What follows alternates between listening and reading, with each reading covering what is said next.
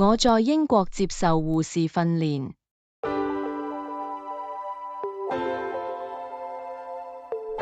期間認識麥女士，她是蘇格蘭人，是護士宿舍的舍監。我們曾在外面租屋，一同住了1年。她負責煮食，我負責清潔。